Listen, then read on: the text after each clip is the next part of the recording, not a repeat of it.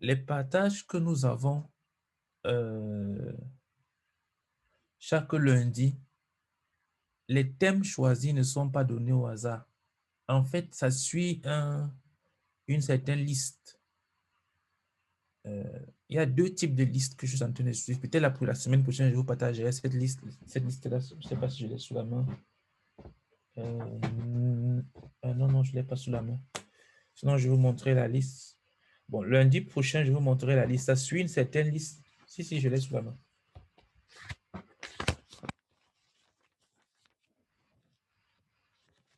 Il y a, bon, vous n'allez pas peut-être voir. Hein. En fait, il y a, bon appétit Philippe. En fait, il y a 15 points négatifs et 16 points positifs dans la liste. C'est-à-dire, il y a 15 choses qu'il faut corriger dans sa vie spirituelle et il y a 16 choses qu'il faut revêtir dans sa vie spirituelle. Donc, voilà un peu la liste qu'on a en train de... Donc, lundi prochain, je vous partagerai un peu la liste. Mais la semaine dernière, nous avons partagé sur l'utilisation du temps. Donc, nous avons partagé sur l'utilisation du temps. Je ne sais pas. Les échanges que nous avons, les partages que nous avons, c'est afin d'être mis en pratique. Ce n'est pas pour augmenter la connaissance. C'est pour que tu puisses les avoir et les mettre en pratique. Il n'y a que la pratique qui transforme. Il n'y a que la pratique qui transforme. Les connaissances ne transforment pas. Les connaissances vont te donner l'illusion, une vie, on dit quoi? D'illusion. Ce n'est que par l'obéissance, ce n'est que par la mise en pratique que tu vas arriver à l'expérimentation, à la transformation, au changement. Donc, les partages que nous avons, c'est afin de nous, comment dire, c'est afin d'être transformés, c'est afin que nos vies soient transformées. Donc, j'aimerais que c'est pour ça que je vous fais ça quoi? Des slides, pour que même après, et que je demande à Gisop de toujours enregistrer, pour que même après, vous puissiez réécouter et même utiliser les slides pour être transformé. C'est pour ça. Donc, nous allons prier et puis nous allons commencer en espérant que les autres vont se connecter. Bénissons le Seigneur ensemble pour ce moment de partage qui nous accorde la grâce d'avoir ce soir. Prions. Père éternel, nous te bénissons, nous te rendons grâce pour le privilège que tu nous donnes de pouvoir nous retrouver ce soir, Père éternel, pour pouvoir partager ta parole, Seigneur. Merci grandement, Père éternel. Au nom puissant de ton Fils Jésus-Christ. Amen. Prions pour que le Seigneur vienne lui-même pour nous enseigner. Prions pour que le Seigneur vienne pour nous enseigner, que nous soyons enseignés, que le Seigneur vienne et qu'il nous visite. Prie pour que Dieu te visite, que Dieu parle à ton cœur, que tu sois transformé, que tu sois changé, que tu ne sois plus la même personne qui t'est connectée aujourd'hui. Que la personne là qui va se déconnecter aujourd'hui soit une personne différente. Prions pour la visitation de Dieu. Prions ensemble. Seigneur, nous prions que tu viennes et que tu nous visites.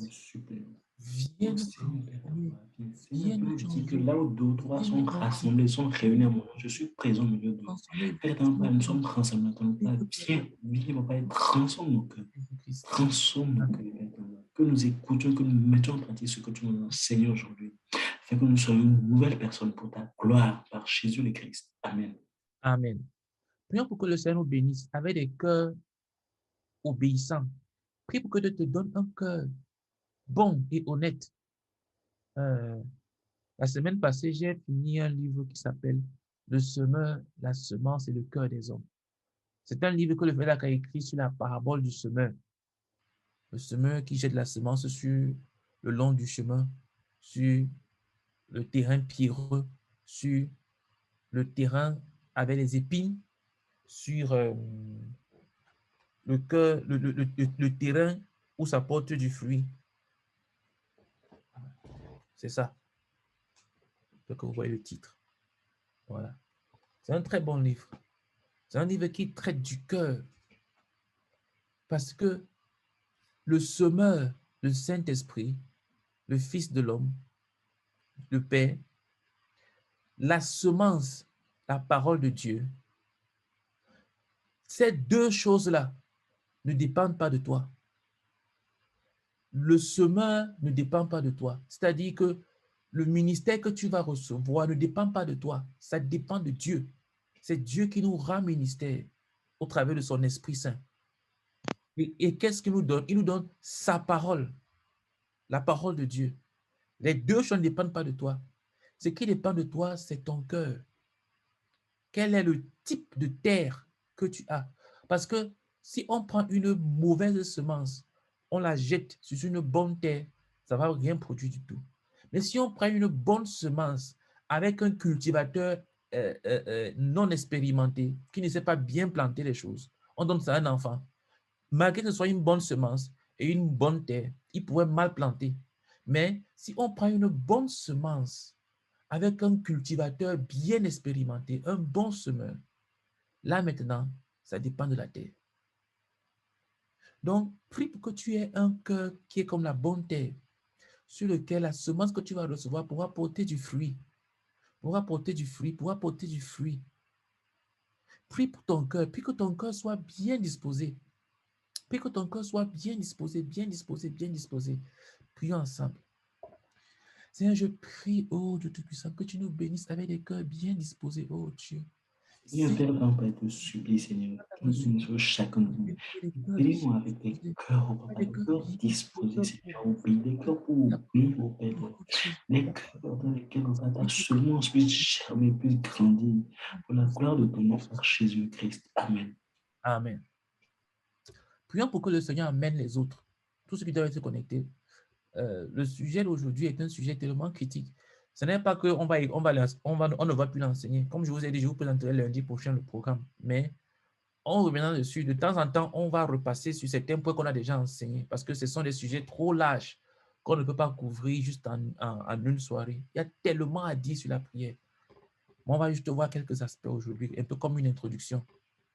Mais prions pour que le Seigneur amène toute autre personne qui doit se connecter, qui doit être présent à ce compte avant qu'on ne commence. Prions ensemble. Seigneur, nous prions que tu amènes les Seigneur, Père, d'un bas, nous supplions, Seigneur. S'il te plaît, Papa, amène nos frères. Et amène chaque personne à qui doit se connecter, Papa. Amène les Seigneur, dispose leur temps, Papa. Rappelle cela à leur cœur, à leur pensée, Seigneur, et qu'ils se connectent à Jésus-Christ. Amen. Amen. OK. Donc, on va parler de la prière aujourd'hui. Giswa, s'il te plaît, est-ce que tu peux me donner les droits admin pour que je puisse partager le document? Oui.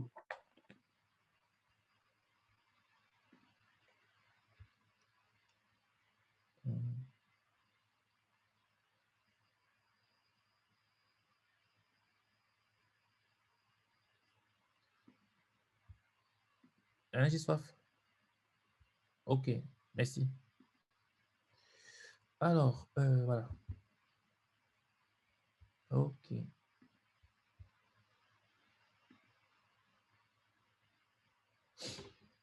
Bon, de toute façon, après, je partagerai, je ne sais pas, peut-être Kofi a encore des problèmes de connexion ou bien Graciela. Mais de toutes les façons, je partagerai la diapo quand j'aurai ajouté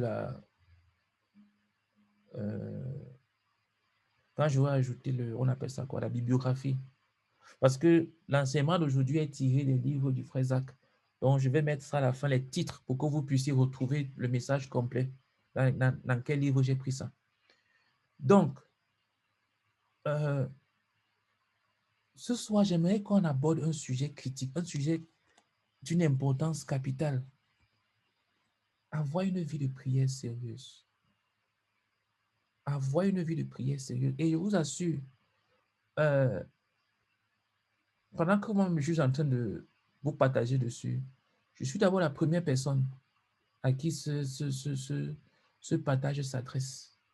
Parce que moi-même, j'ai besoin d'avoir une vie de prière sérieuse. Je suis en train de m'efforcer, mais j'ai besoin d'avoir une vie de prière sérieuse. Moi-même qui vais partager dessus. Donc, c'est un sujet d'une criticité est d'une extrême importance. OK. Alors, la prière, c'est quoi? Beaucoup de personnes ne connaissent pas ce que c'est que la prière. J'ai entendu une fois un humoriste dire que, OK, les gens qui n'aiment pas manifester là, qui n'aiment pas agir, OK, restons tranquilles, prions. Donc, il se moquait de la prière et pour lui, la prière, c'est croiser les bras et fermer les yeux. La prière, c'est quoi?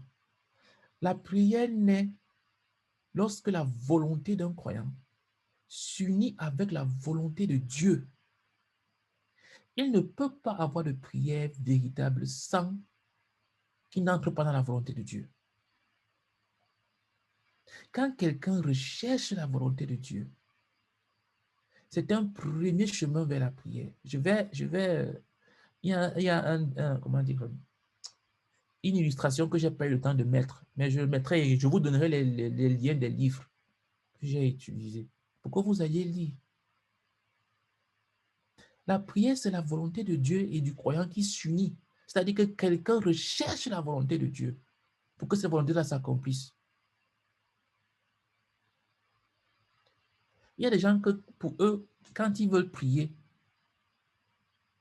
ça consiste à demander, quoi que la prière, c'est demander à Dieu, donne-moi ceci, donne-moi cela.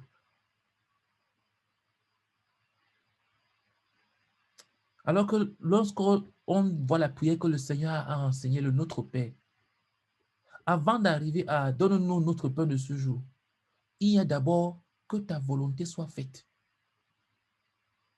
Notre Père qui est aux cieux, que ton nom soit sanctifié. Ça va m'amener à au prochain truc, comment dire, je revenais dessus la sanctification plus loin. Mais ce que je veux dire, c'est qu'il y a d'abord que ta volonté soit faite sur la terre comme au ciel. Donc, il y a une volonté de Dieu qui est faite au ciel. On ne prie pas pour que la volonté de Dieu se fasse au ciel, mais on prie pour qu'elle se fasse sur la terre. Donc, s'il te plaît, si tu vas avoir une vie de prière, commence par te dire quelle est la volonté de Dieu. Commence par rechercher la volonté de Dieu. Pour adorer Dieu, pour le remercier, pour le louer, pour lui présenter une demande, il faut que tu connaisses la volonté de Dieu. Les gens qui ne s'intéressent pas à la volonté de Dieu, ils ne sont pas en train de prier. Si tu vois quelqu'un qui dit que, OK, moi j'ai prié pour que Dieu m'accorde ceci, Dieu m'accorde cela, demande-lui, est-ce que tu as cherché à savoir si c'était la volonté de Dieu pour que tu aies ça? Ce que tu veux que Dieu t'accorde là, est-ce que c'est ce que Dieu veut t'accorder? Tu verras qu'il sera choqué de ta question, parce qu'il n'y a même pas pensé. Nous devons rechercher la volonté de Dieu. La prière commence par la volonté de Dieu. C'est la volonté de Dieu qui doit s'accomplir. Que ta volonté soit faite. Et la volonté de Dieu qui est faite comme elle est faite au ciel. Et la volonté de Dieu qui est faite au ciel, c'est la volonté de Dieu parfaite. Il y a beaucoup de choses que Dieu nous accorde par, on dit quoi, de manière, la volonté permissive. C'est-à-dire qu'il permet, mais ce n'est pas ce qu'il veut dans sa perfection. C'est un peu comme toi, tu peux désirer une chose, mais tu te contentes du moindre. Parce que Dieu ne veut pas travailler avec des robots. Dieu ne veut pas nous obliger à faire sa volonté. Il veut que nous coopérons avec lui par amour. Donc la prière, c'est la volonté de Dieu que tu dois recevoir et qui doit se marier avec ta volonté. C'est pour ça que Jésus qui se finissait sa prière en disant quoi? Toutefois, non pas ma volonté, mais ta volonté. Quand il priait dans le jardin de Gethsémane, avant qu'il ne soit crucifié, quand il a prié jusqu'à ce que sa sueur est venue comme du sang, Père, s'il est possible que cette coupe s'éloigne de moi, voilà ce que le Seigneur est en train de demander. Si c'est possible, mais ce que je désire réellement, c'est que ta volonté se fasse. Je veux que ce soit ta volonté. Quelques pensées sur la prière. La prière, c'est la chose la plus importante au monde. La prière, c'est la tâche la plus importante. La prière, c'est la chose la plus précieuse qui soit au monde. Pourquoi? Parce que quelqu'un qui prie, il est en train de parler avec qui? Avec Dieu. Quelle est la chose qui peut être plus importante que de parler avec Dieu? Quelle est la personne qui est la plus importante sur terre, dans le monde, dans l'univers, que Dieu? Quelqu'un qui prie, il est en audience avec le roi des rois. C'est la chose la plus sérieuse qu'il soit. La prière, c'est la chose la plus importante. Donc, quand quelqu'un ne prie pas, il est juste voilé. C'est parce qu'il ne connaît pas Dieu et il n'a pas de relation avec Dieu. Il ne ressent pas Dieu. Il n'est pas proche de Dieu. Il ne connaît pas. Quand quelqu'un s'amuse avec la prière, il ne sait pas ce que c'est que la prière. Il croit que la prière, c'est la religion. Aller réciter les choses. Tu récites, après tu fais le signe de croix. Ou bien tu fais comme les musulmans, tu te prosternes, tu te relèves, tu te prosternes, tu te relèves. Ce n'est pas ça la prière. La prière, je suis en communication avec quelqu'un. Je suis conscient de sa présence. Et c'est quand tu pries, tu es conscient de la présence de Dieu. Est-ce que tu sais que tu es en train de parler avec quelqu'un? Ou bien pour toi, c'est la philosophie. Ce sont des souhaits. Tu élèves juste la voix. Ou bien tu penses. Est-ce que tu prends conscience que tu es en train de communiquer avec quelqu'un? Et cette personne, c'est la personne la plus importante qu'il soit. Combien d'entre nous ont des audiences avec les chefs d'État? Imagine que quand ton ami te dise qu'il va rencontrer le Premier ministre ou bien il va rencontrer le président de la République. Est-ce qu'il y a une chose, est-ce qu'il y a un programme qui pourrait l'empêcher de faire ça? Tu vas dire que non. Laisse-moi, je voulais même t'inviter à aller manger. Est-ce qu'il va te suivre? Ou bien non, laisse, ne pas le voir, je vais. Il te dit que j'ai une audience avec le chef de l'État. Quel est le programme qui pourrait l'empêcher d'aller le faire? C'est un programme piloté sur tout. Mais nous, on est tellement aveuglés sur la prière que l'audience avec le roi des rois, on peut le remplacer, on peut l'annuler. La prière, c'est le rail sur lequel se déplace la locomotive de la puissance de Dieu. Il y a des gens qui veulent voir la main de Dieu agir. Ils croient qu'il suffit d'avoir des souhaits ou bien il faut aller voir un marabout. Quand quelqu'un prie, il va voir la puissance de Dieu dans sa vie. Parce que la prière fait descendre la puissance de Dieu. Quelqu'un a dit que le jeûne ouvre l'enfer et fait sortir le diable de son trou. Mais la prière déchire le ciel et fait descendre Dieu.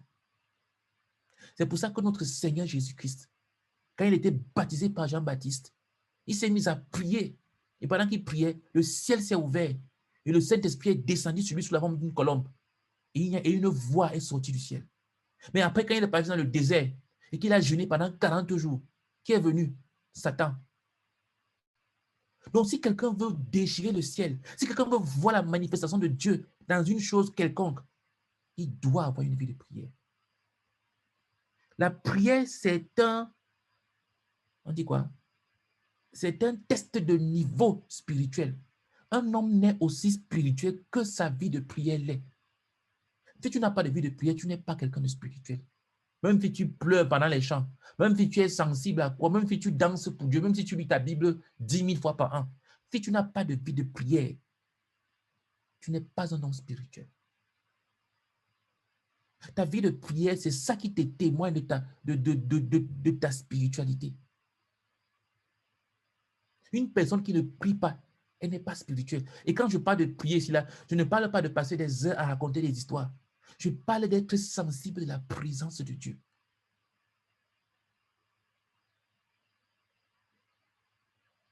Je parle d'être sensible à la présence de Dieu. Je parle d'un état où tu es conscient que tu suis en train de communiquer avec Dieu. Si tu n'as jamais eu cette conscience-là, c'est possible que tu n'aies même jamais cru en Dieu. La prière, c'est la priorité des hommes spirituels. Un homme qui est spirituel, rien ne peut le séparer de la prière, de ces moments de prière. Il sait que la prière, c'est ma priorité, c'est mon oxygène. On ne va pas le lire, mais il y a un passage dans la Bible qui dit que priez sans cesse. Il y a un passage comme ça dans la Bible. Priez sans cesse. Quelle est la seule chose qu'un être humain fait sans cesse depuis qu'il est né? Depuis même qu'il a été conçu?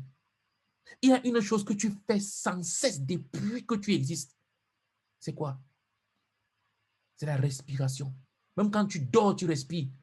Tu ne manges pas tous les jours. Tu ne bois pas l'eau tous les jours. Tu ne vas pas aux toilettes tous les jours. Tu ne dors pas tous les jours. Tu n'as pas les yeux ouverts tous les jours. Mais il y a une chose que tu fais tout le temps, même quand tu es malade.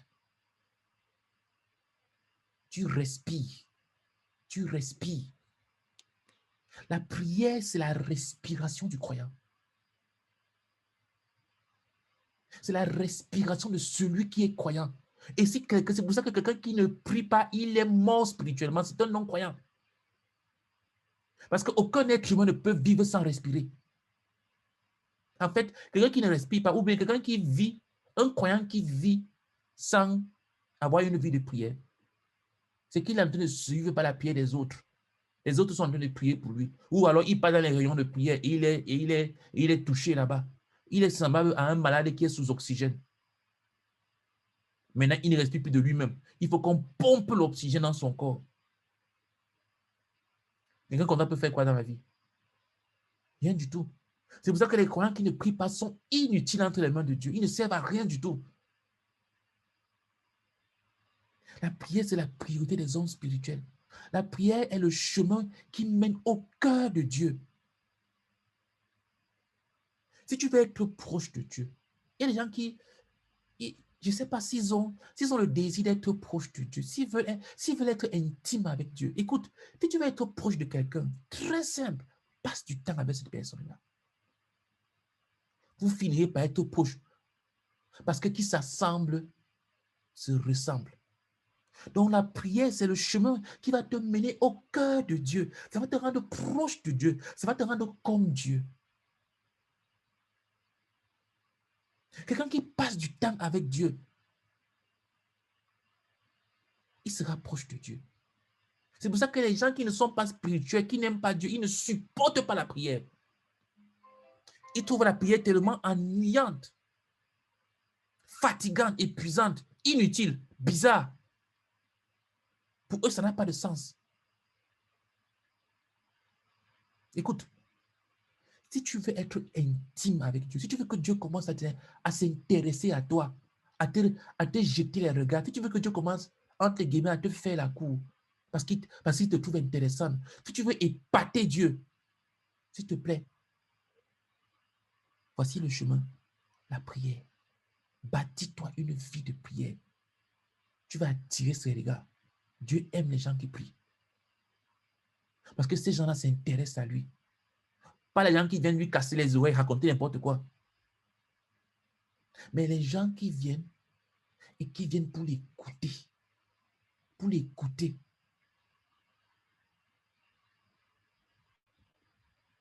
Écoute, le caractère se transforme plus facilement par la prière que par la prédication. Il y a des gens qui croient que c'est en écoutant beaucoup d'enseignements qui vont changer le caractère. Tu te trompes. Ou alors, il y a des personnes qui pensent que c'est en prêchant beaucoup à quelqu'un. Ok, il faut que je lui parle, il faut que je lui parle, il faut que je lui parle, il faut que je lui dise ça, il faut qu'il lise tel livre, il faut. Écoute, si tu ne pries pas pour toi-même et si tu ne pries pas pour quelqu'un, il n'y aura pas de changement. Si tu veux voir ta vie transformée, prie pour toi-même. Si tu veux voir la vie de quelqu'un transformée, prie pour cette personne-là.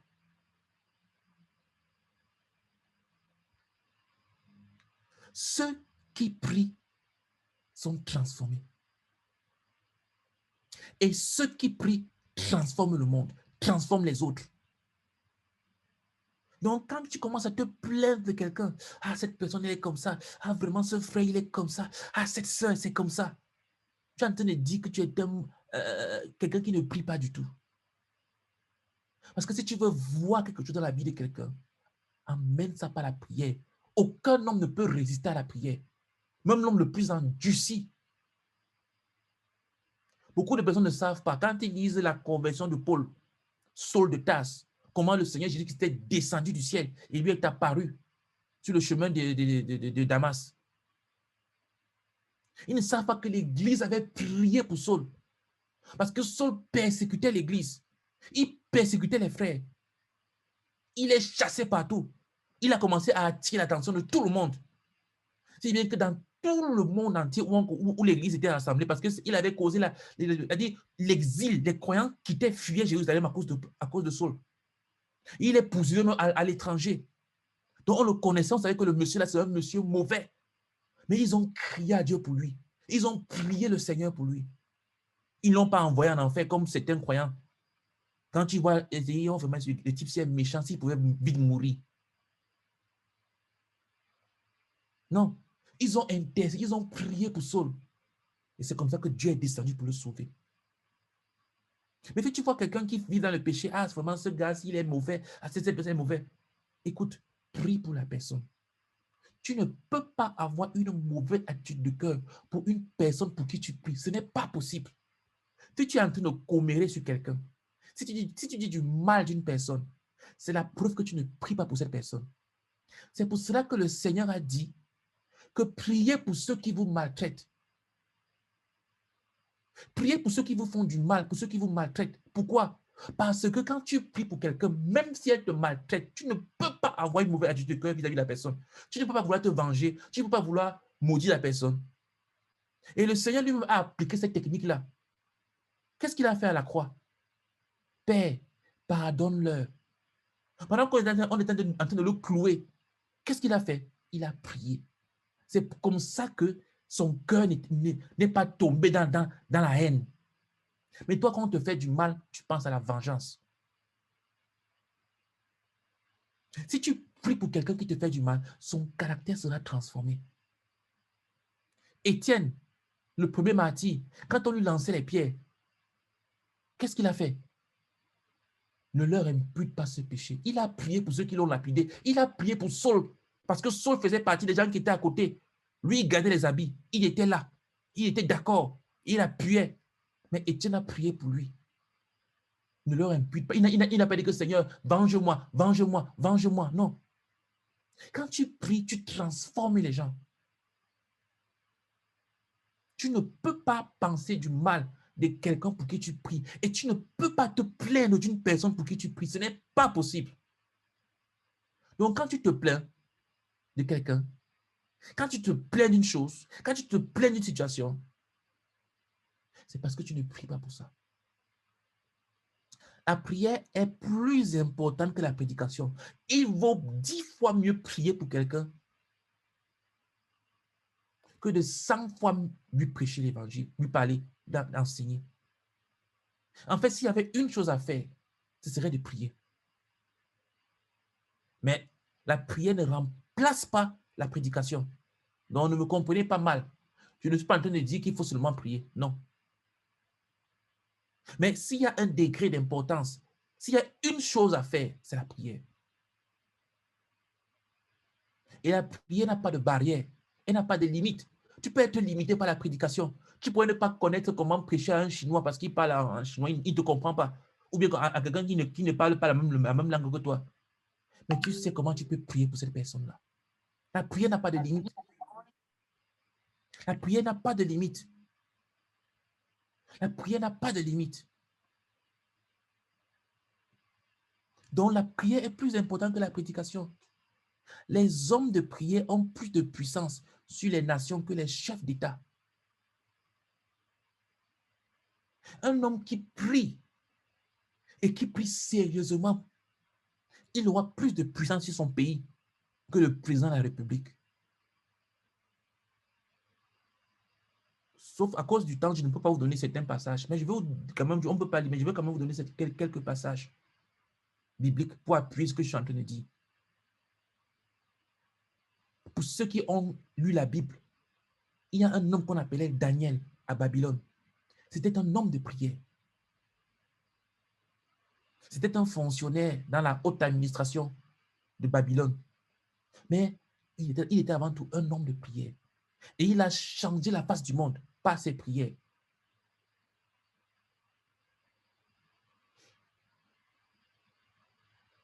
Il y a un monsieur, je ne sais plus si c'était John Knox ou bien Stott, mais je sais que c'était un Anglais.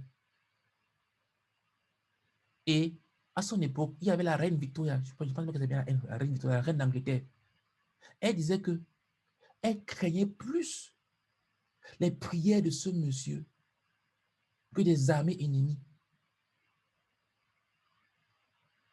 Parce que quand ce monsieur priait, ça changeait les choses. Autre exemple dans la Bible. Élisée. Quand Élisée priait,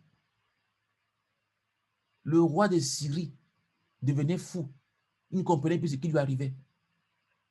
Le roi de Syrie envoyait toute une armée contre Élisée. Un seul sujet de prière et toute son armée tombait et devenait aveugle. Les hommes de prière ont de plus de puissance que les chefs d'État. La prière a plus de puissance qu'une bombe atomique. La prière change le monde, la prière change les générations. La prière, la bombe atomique est limitée. Elle peut exploser, faire du mal à beaucoup de gens sur une grande surface. Mais quelqu'un qui prie n'a pas de limite. Il peut prier pour quelqu'un qui se trouve en Chine, qui se trouve en Espagne, qui se trouve partout. Et la personne là est touchée.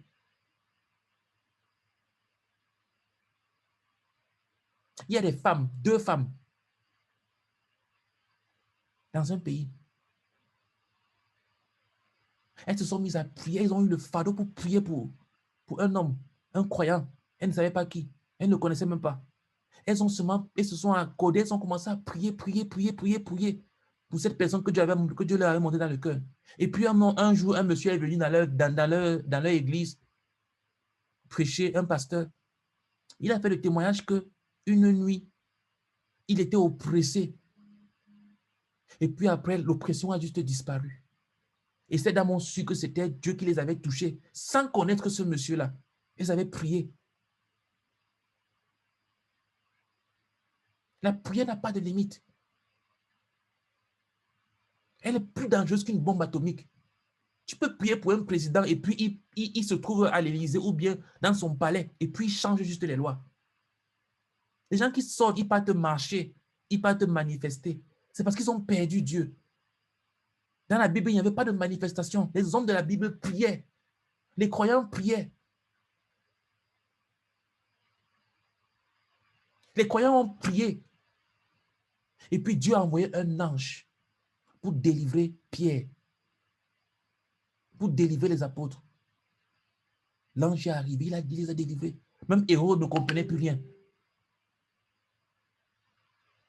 Même Hérode ne comprenait plus rien. Hérode le roi. La prière a plus de force qu'une bombe atomique. Écoute, Dieu s'est engagé à exaucer toutes les prières d'une personne qui a un cœur pur. Écoute, on le dira à la fin, je vais revenir dessus à la fin. Mais si tu t'engages à avoir un cœur pur, sans péché, tu n'auras pas de limite dans tes prières. Si tu fais de Dieu le centre de ta vie, la Bible dit qu'il te donnera ce que ton cœur désire. Pourquoi? Parce que ce que ton cœur désire, ce sera Dieu. Fais de l'Éternel tes délices et il te donnera ce que ton cœur désire. Pourquoi? Parce que ce que ton cœur désire, ce sera Dieu. Dieu est engagé à exaucer les prières de tous ceux qui ont un cœur pur. Mais il y a qui ont des cœurs partagés. Ils aiment le monde et ils aiment Jésus. Parmi les frères, ils sont des frères. Parmi les mondains, les non-croyants, ils sont des mondains. Il n'y a aucune différence là-bas. Écoute, ne t'attends pas. La Bible dit que quand tel homme ne s'attend pas à recevoir quelque chose de Dieu, parce que son cœur est partagé, il est irrésolu. Tu es avec le Seigneur, mais tu as encore des aspirations dans le monde. Non, non, non, non. Dieu est engagé à exaucer les prières qui proviennent d'un cœur pur. Il a dit que demandez et on vous donnera. Si tu demandes et tu ne reçois pas, c'est qu'il y a un problème quelque part. Je dois poser la question. Il y a 2 choses quand on fait une demande. Il y a 2 réponses possibles. C'est que les gens croient qu'il y a toujours une seule réponse quand on fait une demande. Non. Quand on fait une demande, il y a 2 réponses possibles. Il y a le oui et il y a le non. Le oui peut être un oui immédiat ou alors un oui avec un délai. Dieu peut te dire oui, mais ce n'est pas maintenant que tu l'auras. Il peut te dire oui et tu le reçois. Et le non aussi est une réponse. Dieu peut aussi te dire non, je ne te donne pas ça. C'est une réponse à la prière. Donc, si tu fais une demande, si tu pries et que tu ne reçois pas, pose la question, pourquoi Dieu a dit non? Il a dit non parce que ce n'est pas sa volonté. Cherchez premièrement le royaume et la justice de Dieu et toutes ces choses, tous tes besoins te seront donnés par-dessus. Il n'y a personne qui se concentre à chercher la volonté de Dieu et Dieu ne rencontre pas ses besoins. Ça n'existe pas. Que personne ne vous trompe. Dieu n'est pas un menteur. Et Dieu est réel pour ceux qui le prennent au sérieux. Ceux qui prennent Dieu comme un amusement, comme un jouet, ils ne vont jamais le connaître. Quelques pensées sur le manque de prière. Le manque de prière, c'est le péché le plus terrible qui soit. C'est un suicide. Quelqu'un qui ne prie pas, il est en train de commettre le péché le plus horrible.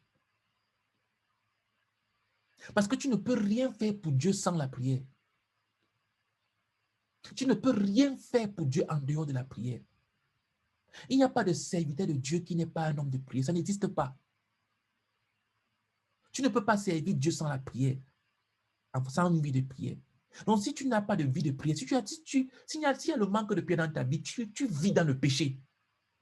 C'est pire que l'immoralité sexuelle.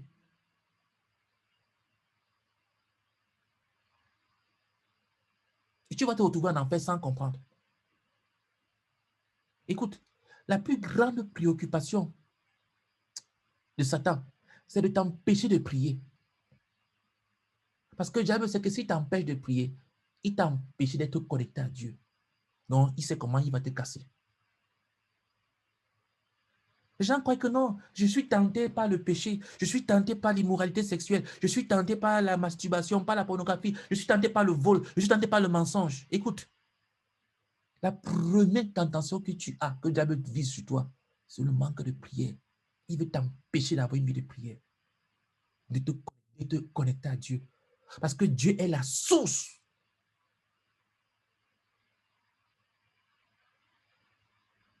Si quelqu'un veut te tuer, il suffit qu'il te jette au désert, c'est tout. Il te laisse là-bas. Il te prive d'eau, il te prive de nourriture. C'est que ta mort, c'est une question de temps. Tu vas mourir. Donc, ce que le diable fait, c'est de se rassurer que les croyants ne prient pas. Et comment est-ce qu'il fait? Il injecte le péché dans ta vie.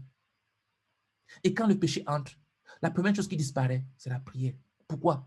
Parce que ta conscience commence à être souillée. Et quand ta conscience est souillée, tu ne peux pas t'approcher de Dieu sans la repentance. Mais ça, on le verra encore devant. Le manque de prière, c'est lire au lieu de prier. Il y a des gens que, pour eux, ils lisent des livres et ils croient qu'ils sont spirituels.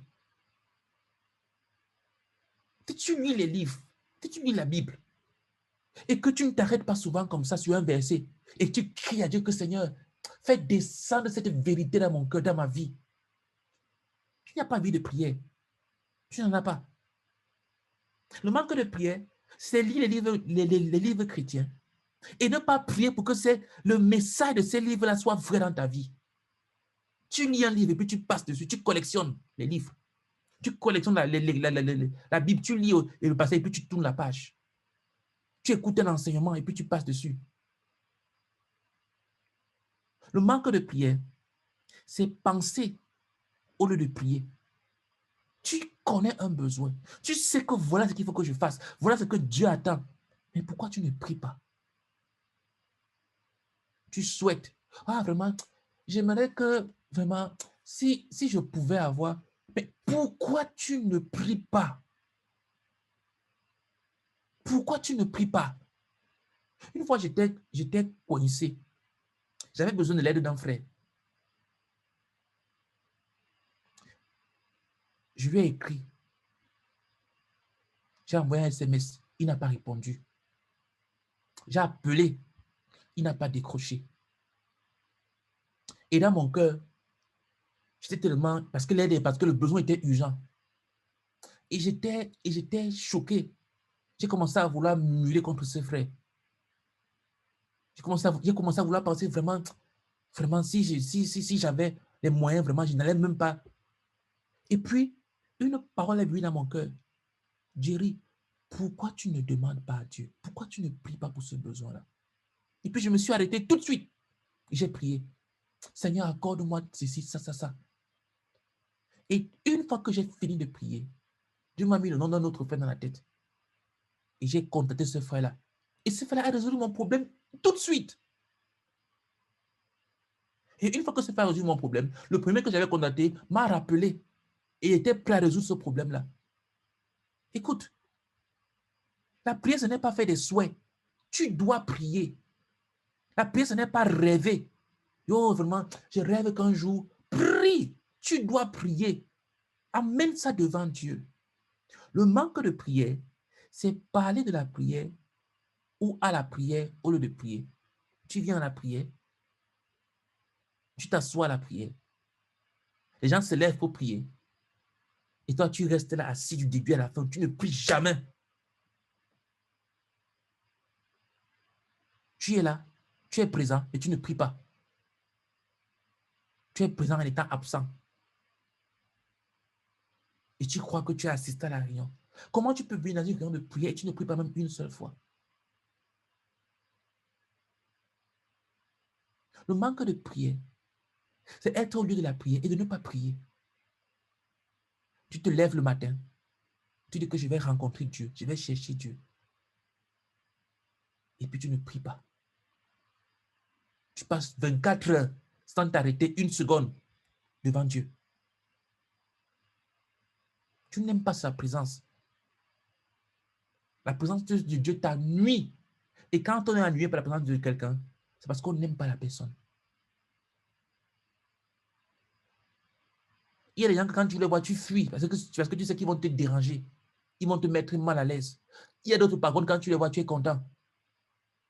Donc, quand tu n'aimes pas la prière, quand tu t'éloignes, tu passes 24 heures sans prier, c'est parce que tu n'aimes pas la présence de Dieu. C'est parce que tu n'aimes pas Dieu. Tu n'aimes pas sa présence. Le manque de prière, c'est chanter au lieu de prier. Il y a qui disent que prier, chanter, c'est quoi? Louer, c'est prier 2 fois. J'ai cherché dans la Bible, je n'ai pas trouvé. Peut-être que c'est la Bible, mais je n'ai pas encore vu ce passage dans la Bible. Que louer, c'est prier 2 fois. Je ne sais pas où c'est écrit. Moi-même, plusieurs fois, j'ai enseigné ça. Mais je vous assure, peut-être c'est écrit. J'ai lu la Bible plus de 20 fois. Je n'ai jamais vu ça. Quelque part où on dit que louer, c'est prier 2 fois. Tu peux louer le Seigneur. Tu peux même prier dans la louange. Mais tu dois prier. Donc, quelqu'un qui passe son temps à chanter, à danser, il chante, il danse. Oui, elle chante, elle danse. Mais qui ne parle jamais à Dieu. Qui ne s'arrête pas. Et qui n'arrête pas ces émotions-là. Parce que parfois, ce sont juste les émotions. Quelqu'un a une belle voix. Alléluia. Et puis, tu commences à être ému. Jusqu'à on voit des larmes même qui coulent. Alors que tu n'es même pas en train de prier. La preuve, c'est que tu finis de faire ça et que tu passes ton téléphone sur les réseaux sociaux. Tu peux avoir les vidéos des non-croyants après, vous avoir pleuré. C'est un manque de prière. Tu vois quelqu'un qui chante les musiques, il dit qu'il chante des musiques chrétiennes. Chante la louange. Mais il prie à quel moment? La preuve, c'est qu'ils sont mondains. Des goûts mondains. Les goûts de non-croyants. Ils veulent amener le monde dans la maison de Dieu. C'est pour ça que les gens qui chantent à la chorale et qui n'ont pas de vie de prière, ce sont des personnes dangereuses. Ils sont dangereux. Ils peuvent pécher et venir chanter louange de Dieu parce qu'ils aiment le rythme, secouer le corps. Le manque de prière, c'est n'avoir aucun but dans la vie. Quand tu vois quelqu'un qui ne prie pas, c'est parce qu'il ne poursuit rien. Il n'y a rien qui pèse sur son cœur. Il n'y a rien pour lequel il a besoin de Dieu. Il ne poursuit rien du tout. Il est trop sûr de lui. Ou alors il est trop stupide, mais il n'est même pas conscient qu'il est stupide. Quelqu'un qui n'a aucun but, il ne peut pas prier.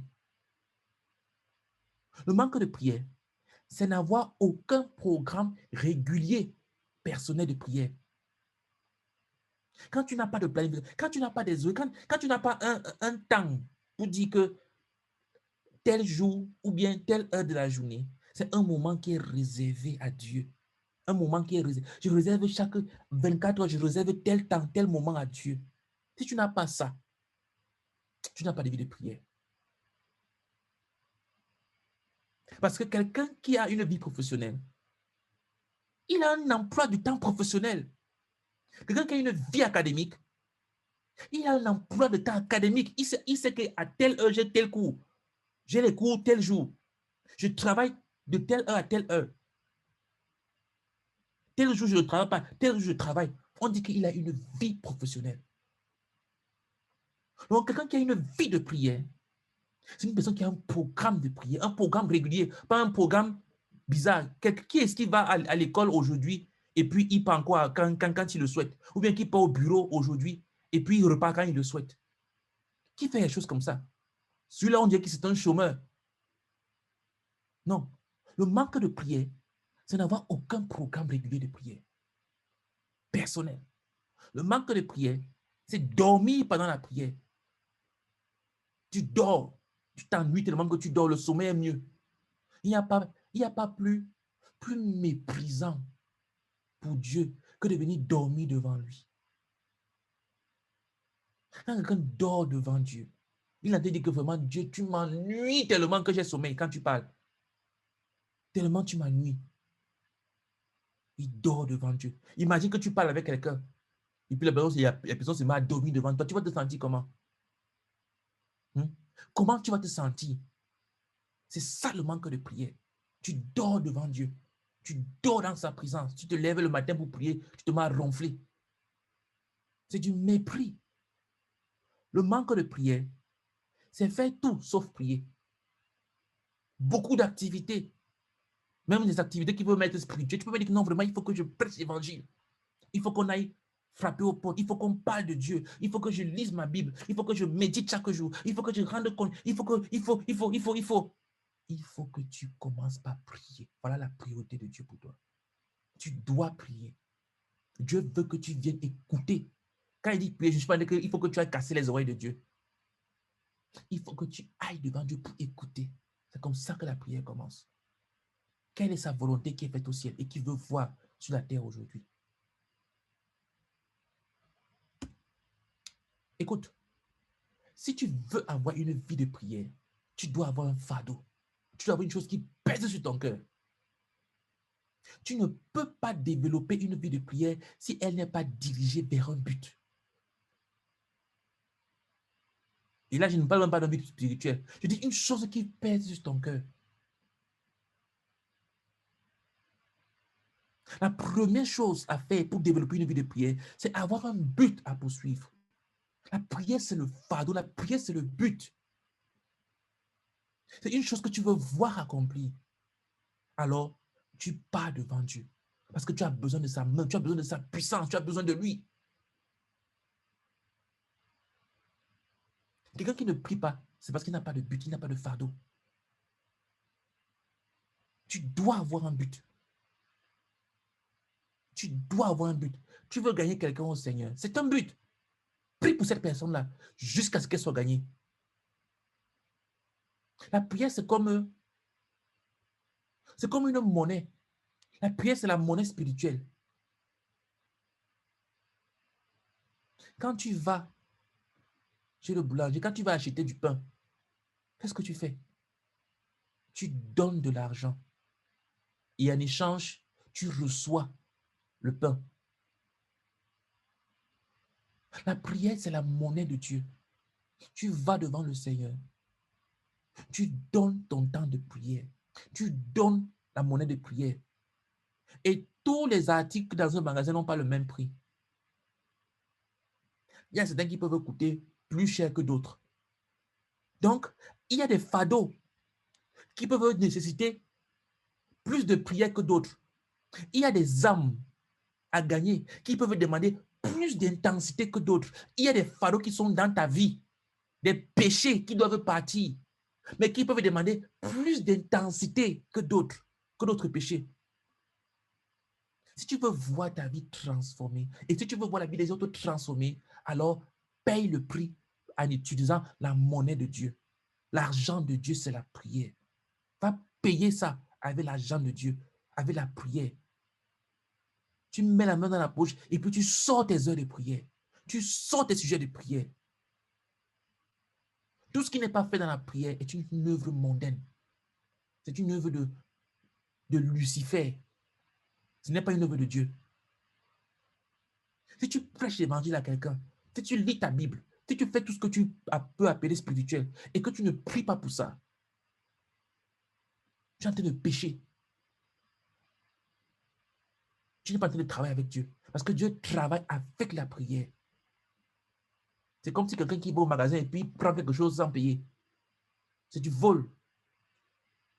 On paye avec la prière.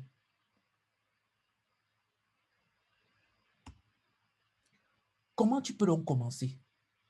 Si tu veux avoir une vie de prière, comment tu peux commencer? Quel est le point de départ?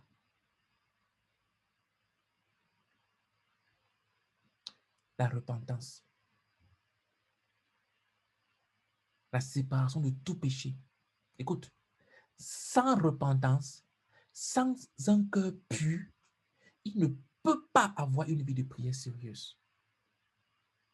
Donc, si tu veux réellement, si tu es sérieux, si tu veux avoir une vie de prière sérieuse, s'il te plaît, commence par faire la liste de tous les péchés qui sont dans ta vie. Il commence par le premier péché qui est le manque de prière. Repends-toi. Tout ce que tu connais, que ta conscience te dit que ça, c'est un péché. Mets fin à ça. Demande pardon à Dieu pour ça. Tu verras comment ta vie de prière va changer. Tu ne peux pas avoir une vie de prière avec un péché dans le cœur que tu commets consciemment. Que ce soit le vol, le mensonge, l'immoralité sexuelle, la fausseté, l'hypocrisie, tout ce que tu veux. Si tu as le péché dans ton cœur, que tu sais que je pratique ça, je fais ça, et je sais que Dieu n'est pas d'accord avec ça, écoute, tu ne peux pas avoir une vie de prière.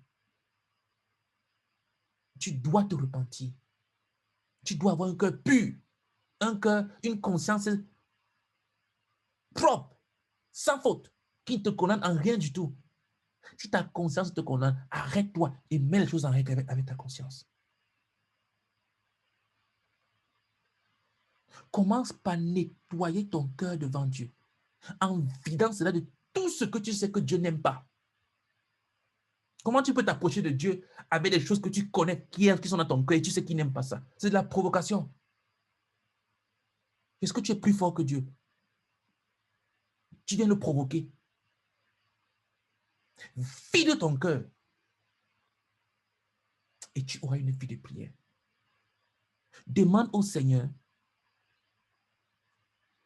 de te communiquer le fardeau qu'il voulait que tu portes dans la prière. Ne pas faire les trucs. Libère ton cœur et puis va devant Dieu. Tu dis, Seigneur, me voici devant toi. J'ai libéré mon cœur. Qu'est-ce que tu veux que je porte? Tu seras choqué d'entendre Dieu clairement.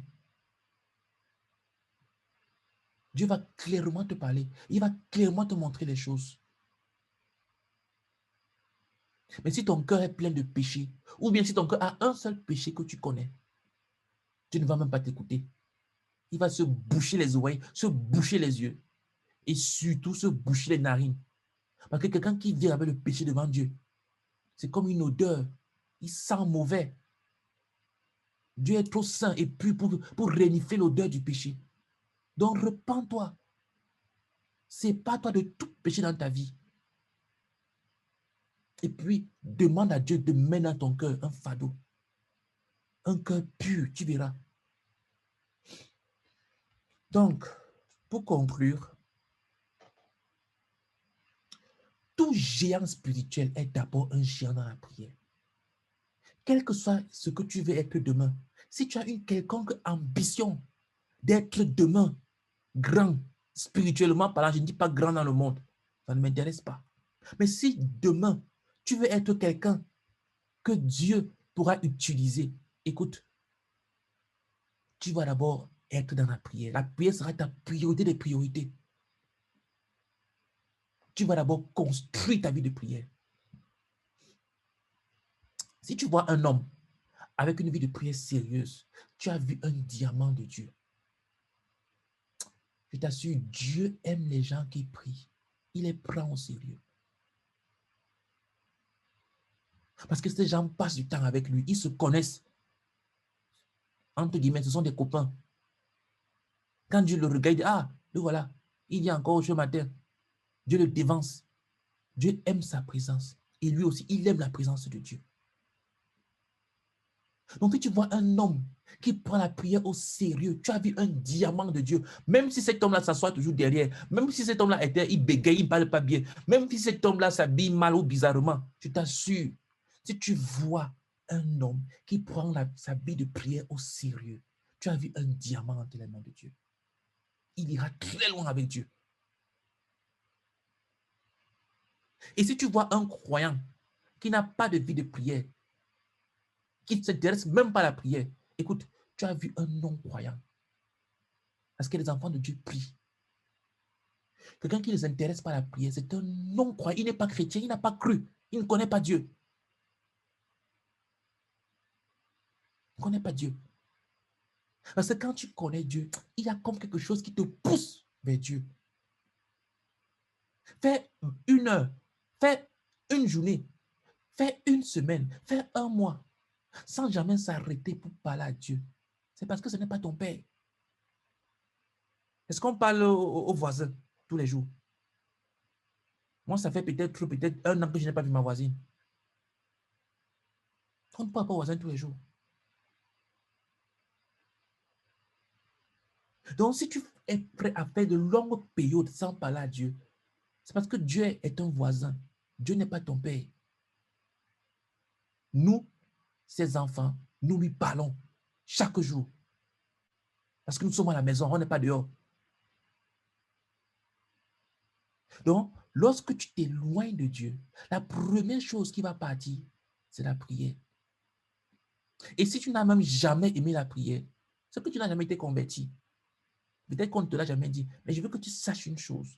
C'est que si tu n'as jamais aimé la présence de Dieu de manière personnelle, et ne te séduis pas, ne cherche pas à te tromper toi-même, mais si tu n'as jamais désiré la présence de Dieu, écoute, tu n'as pas encore cru, tu ne le connais pas. Ce que tu ferais mieux, c'est de te repentir de tous les péchés qui sont dans ta vie. Voilà la meilleure chose à faire. C'est demander pardon pour les péchés et mettre fin au péché qui est dans ta vie.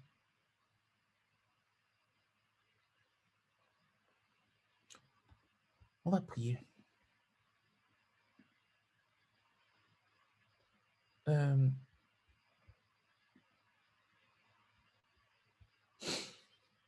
S'il te plaît, je veux que tu pries, que Dieu touche ton cœur, ce que tu as écouté. Je vais partager ça sur le groupe, mais je vais d'abord mettre les liens, comme je dis, les titres des livres pour que vous allez lire. Mais je voudrais que tu pries, que Dieu touche ton cœur. S'il te plaît, si tu n'as pas de vie de prière, tu n'es pas un enfant de Dieu. Donc tu ferais mieux de mettre ta vie en règle avec Dieu. Comment peux-tu faire 24 heures, tu t'arrêtes pas pour parler à Dieu? Comment c'est possible?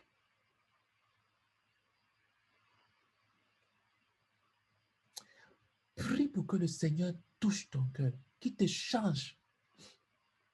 Prie pour que Dieu te rende sensible, pour que tu te sépares de tout péché dans ta vie. Si tu gardes un seul péché, une seule fausseté, tu ne peux pas avoir une vie de prière. Donc, supplie le Seigneur, que Dieu prie, que Dieu touche mon cœur, pour que j'aille me repentir de tout péché, parce que je veux avoir une vie de prière avec toi. Prions ensemble.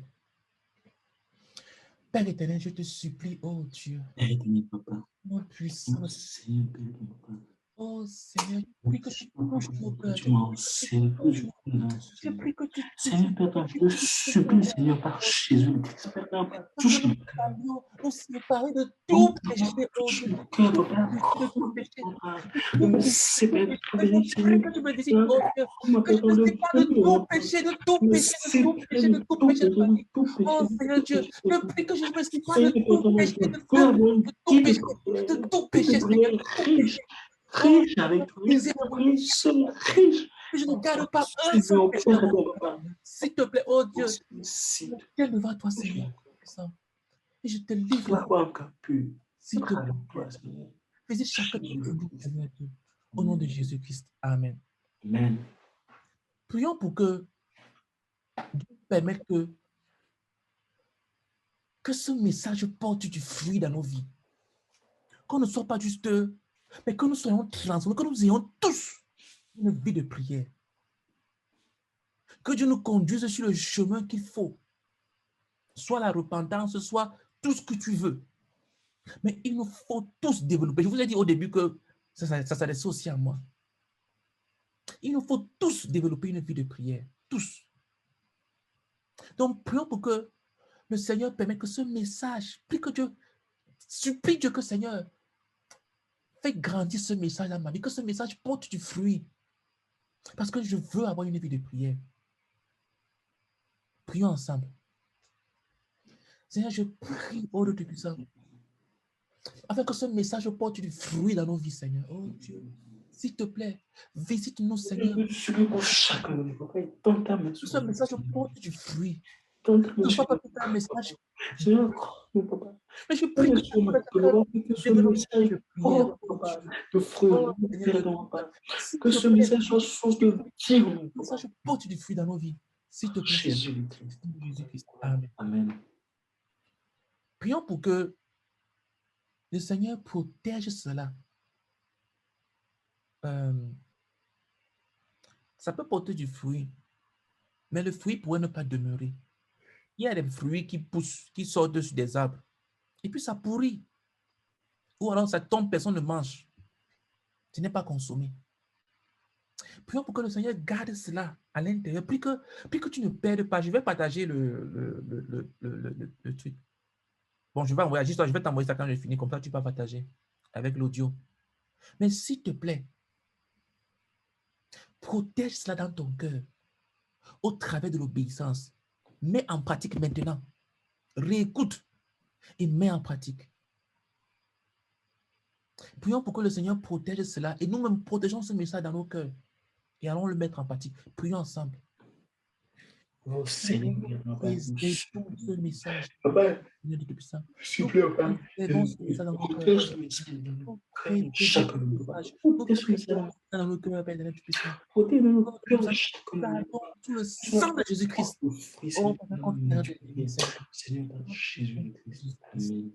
Amen. Ok, gloire à Dieu. Amen. On va s'arrêter là pour ce soir. Bénissons le Seigneur pour ce moment de partage. Attends, Jerry, peut-être des gens ont des questions. Est-ce qu'il y a une question? Quelqu'un a une question?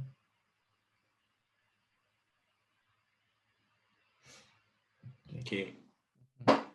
Donc, bénissons le Seigneur pour ce moment, ce partage que nous avons eu ensemble, pour la présence de chacun d'entre nous. Prions ensemble. Seigneur, nous te bénissons, nous te rendons grâce. Merci. Merci, Père, pour ce moment si riche, Papa. Tu nous as permis d'avoir ça. Merci, Papa, pour la présence de chacun de nous, Seigneur. Merci, Papa, pour tous les enfants que tu as amenés, qui ont écouté, oh Seigneur, Papa. Nous te bénissons, nous te rendons grâce, Papa, par Jésus-Christ. Amen. Amen. Et la semaine prochaine, par la grâce de Dieu, nous allons voir les rencontres dynamiques quotidiennes avec Dieu. Lundi prochain. Voilà le thème que nous allons étudier. Rencontrer le Seigneur au travers de la Bible. Ok. Que le Seigneur vous bénisse tous et bonne soirée. Amen. Bye bye. Amen. Bonne soirée. Bonne soirée. Je t'envoie le truc après. D'accord. Mhm.